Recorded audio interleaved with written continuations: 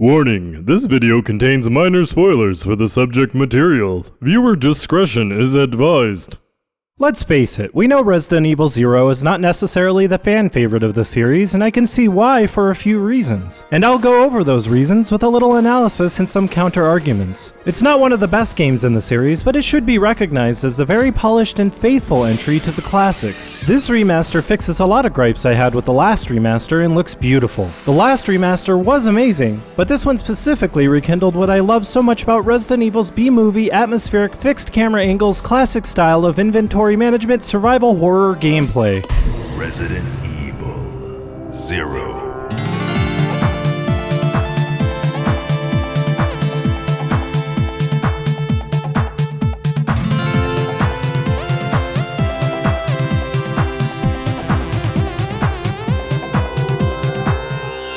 For Resident Evil 0, written and planned to release shortly after Resident Evil 3, they had this whole idea of controlling two characters simultaneously by swapping between them. Not only that, but they wanted to outright remove storage chests and let you leave items anywhere you please, in turn, making the game more linear and interconnected and overly emphasizing inventory management. Of course, they felt those gameplay mechanics would bring more challenge and overall tension to the game.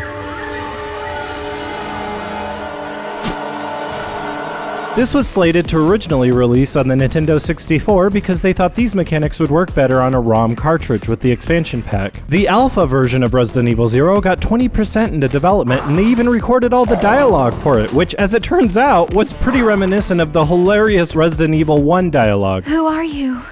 No. Who are you? Unfortunately, they had a lot of issues in development as a result of memory issues and limitations of the hardware, so they decided to rebuild it from the ground up and release it on the GameCube months after the remaster of the original game, which fundamentally paled in comparison. Nobody can follow that.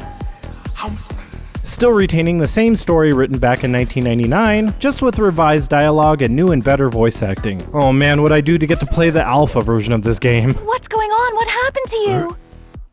Rebecca. Monsters.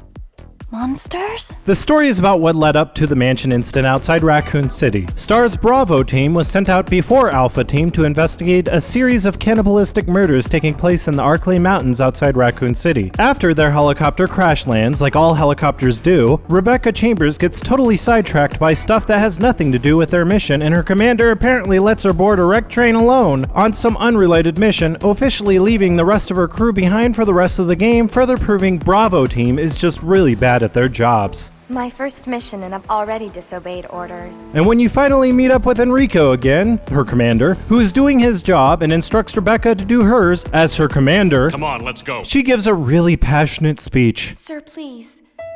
I need to find him. Don't worry, I'll catch up with you. That just touches Enrico's heart. All right. He then lets her continue not doing her job. Then there's a line of dialogue that seems completely out of place. I never saw him again.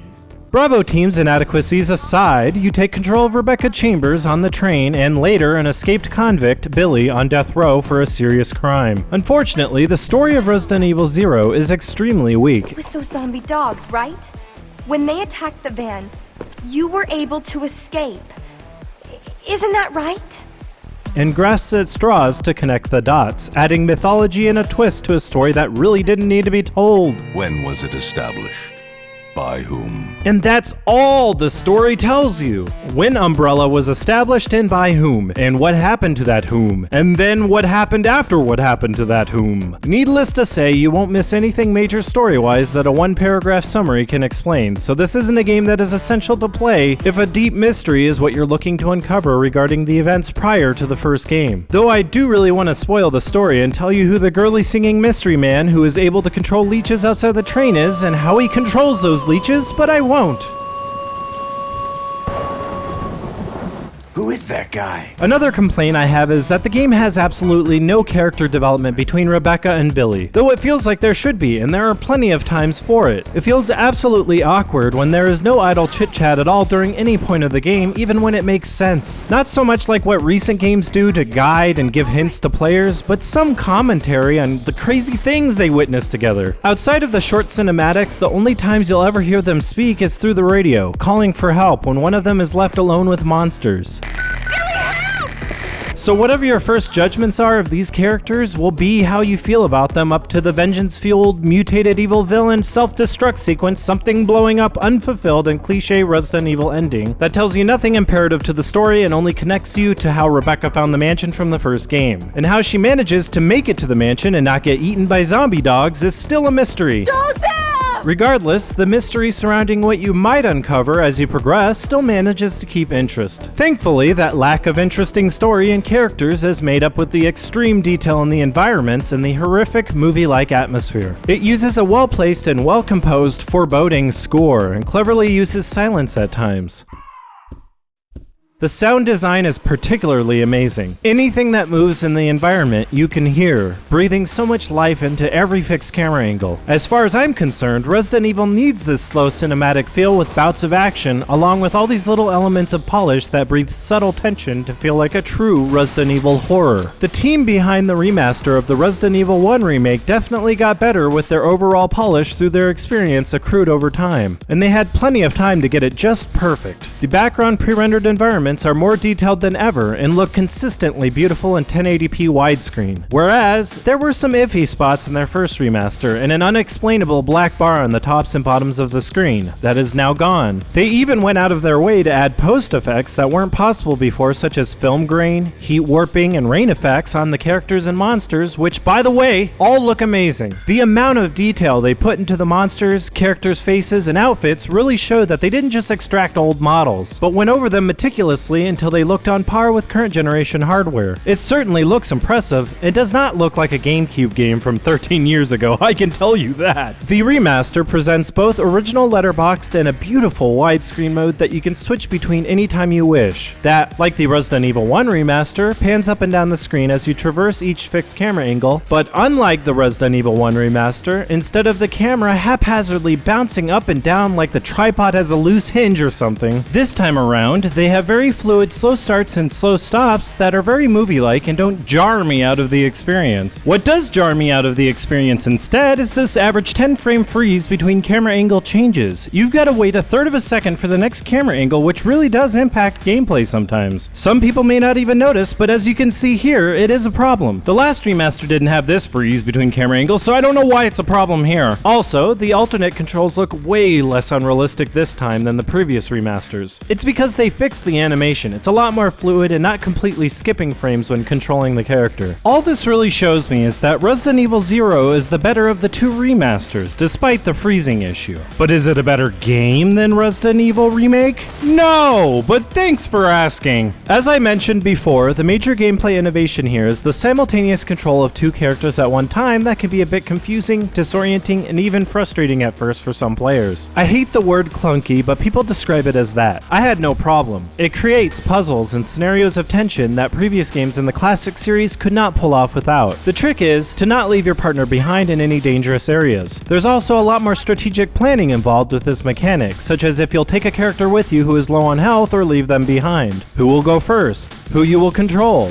And because of this, I can excuse the poor simplistic puzzles. And a lot of the time you may incidentally find yourself playing as Billy through the majority of the game without even realizing it's because he has nearly double the HP of Rebecca. Rebecca is weak. I mean, she relies on Billy to push objects for her. She can't even play the piano while Billy is a random savant. With this remaster, the alternate control style is back, which I have come to love after my review of the last remaster. As I said before, I use the D-pad most of the time for the tank controls and the left stick to quickly evade an enemy attack, and the combination works great. And even better in this game with the way the leech enemies attack you. If you're primarily using the alternate controls, you may find yourself running straight into enemies when the camera angle changes, and that's not fun. I like to play it old school and take advantage of their new tricks. What's wrong with that? One thing that does bug me about the controls is, one, while they do give you more control schemes than the original game, they are all awful and you will not use them. Two, I think they want to troll you by reversing the circle and square buttons from the last remaster, making it very hard to swap between the games. I guess this is better than the PS3 remaster of Code Veronica, where they suddenly decided we wanted to run with X and pick up items with square while also making the action button X, essentially making two action buttons, which makes no sense. Of course, they give you no option to change that. I don't want to run with X and pick up items with square. I don't want to run with circle. I want to run with square and pick up items with X as all the other classic Resident Evils allow you to do. I think they want to change the controls with each remaster and port just to be dickheads. I mean, what are the reasons? Somebody out there create a petition for this. Another complaint this game gets is the lack of linked storage boxes, which I think adds even more strategic planning of where you're going to leave your items. You can leave your items just about anywhere. Just don't leave your items somewhere you'll have to backtrack through a lot of enemies to get back to. Sometimes you will have to do this, whether you like it or not, but that just creates more tension and isn't any different than the first game. Same deal. Just dump all your junk in a save room or something and equip yourself for your next objective. As a result of this and all the strategic planning you'll have to do, you find you have to fumble through your inventory a lot. And I mean a lot. A lot more than any other Resident Evil game, I'll tell you that. You'll be constantly swapping items between characters, combining items, dropping items, picking up items, combining items, swapping items, examining items, combining items, dropping items, using items, and so on. For me, all this adds up to a challenging and strategic experience, but it's not for everyone, I can understand that. What's more, and very silly, is that Billy is the only character in any Resident Evil game that can't simply just mash 2 herbs together. This is something only Rebecca can do, cause she's a medic. It's a gameplay mechanic to instill difficulty, yet Rebecca has no problem making Molotov cocktails. Shouldn't that be Billy's ability, cause he's a criminal? I mean, if we're gonna be assigning jobs, why has this game gotta be so one-sided? Since we're talking about being in menus and shit, let's talk about what's different this time around. Ain't much different about the menus and maps besides being a lot more polished. They did add a change outfit briefcase right on the menu to swap your outfits anytime you please, and this is awesome. And this is a lot better than going to any like outfit closet. They gave Rebecca so many outfits. You can tell the remastering team had a hard-on for her or just assumed you did enough to pay the exorbitant prices for a lot of them on the PSN. All the costumes come at $10 US each or $3 US each for 4 smaller packs. The ease of changing costumes in this menu was likely added to give more incentive to buy the DLC. Since this DLC is purely cosmetic, I have no problem with it. Buy it or not, it doesn't change the game or isolate anyone who doesn't want to dump any more money into this $20 game. The menu regarding saving and loading is much better designed this time around, much better than the drab gray gradient from the last remaster. I still don't know who decided that was a nice overlay. Unfortunately, the text is still completely the wrong typeface. While it is easy on the eyes, it doesn't make sense. The text was always supposed to look typewritten, as evident by the typewriter sound effects when you read through them. Speaking of which, they actually fixed a few grammatical issues throughout the game. I always thought it was weird when the character commented on a train car filled with giant eggs as just one egg. Thankfully, they got rid of online leaderboards, as 1, they extended loading times when starting and loading your game, and 2, were essentially broken. What with the hackers and all. With all the enhancements and care I pointed out for this remaster, it really makes the remaster for the first game look like it needs a patch for consistency. Fix the camera pans, fix the bad textures, fix the black bars, remove online leaderboards, upgrade the UI, and add a skip door animation option for God's sake. Oh yeah, in Resident Evil 0, you still can't skip door, ladder, or stair animations, which should be an option. The hardware can support it. There are patches for it on the PC. I know sometimes they use these lengthy animations to build tension, more specifically in Resident Evil Code Veronica, but I'd rather skip them, and there's no reason I can't skip them. Somebody out there create another petition for this, and the swap controls. Oh, what's the use? They won't listen anyway. You expect these guys to listen to you when money is the only thing that talks? Maybe instead of a petition, we should consider a fundraiser. Now we're talking. There's also the original Leech Hunter game mode included with a simple beating of the game, and now a new Wesker game mode where you can just play through the main game with Wesker and Emo Rebecca. While Wesker can sprint past zombies and explodate all their heads, Rebecca gets emo power, which is like no enhanced abilities at all. Unless you give her razor blades, in which case she'll just cut herself to feel, always when nobody's around. No, really, it's true. Unless you can prove me false, it's true. Another major complaint I hear all too often is that the monster and boss designs are really uninspired and dull, as they are usually just oversized insects and animals. Story-wise, there is a reason for this. This was in the early experimental stages of the T-Virus. The full-on mutations are not something you'd see until the other secret laboratory from the first game. The monsters and bosses all look like very cliche creatures we humans instinctively find grotesque and or alarming. Some of the new ones being a scorpion, centipede, monkeys, a bat, oh, I just got chills thinking about it, and a random frog that you maybe see twice that shows up just to disappear right back into the water, or sometimes grabs you with its tongue and pulls you into its mouth for a lame insta-death. It's still not scary at all. I mean, a bashful frog? Come on, guys. Of course, you can't forget the cliche tyrant that shows up time and time again, this game does feel all too similar to the first game, and that's not without reason. As this was originally going to release after Resident Evil 3 and not immediately after the remake of the first game, it was going to feel somewhat nostalgic.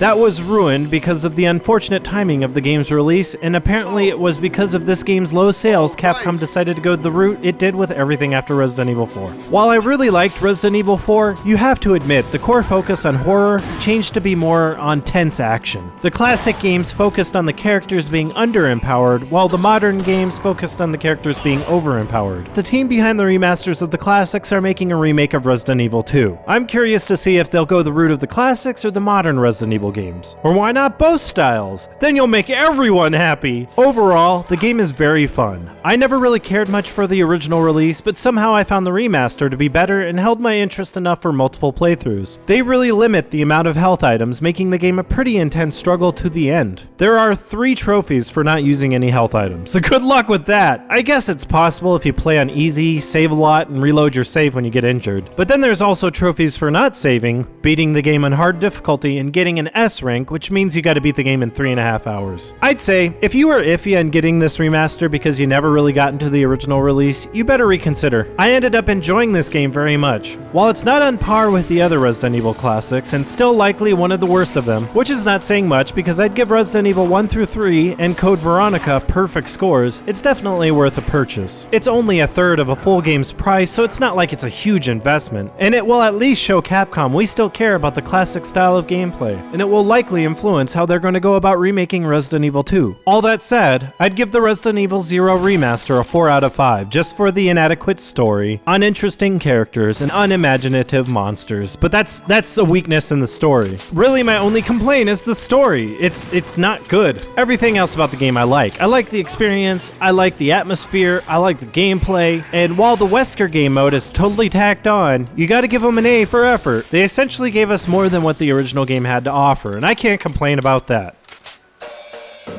This was a Fungal Review original, putting it simply and sillily, or better known as analytically and comedically. Please subscribe and share.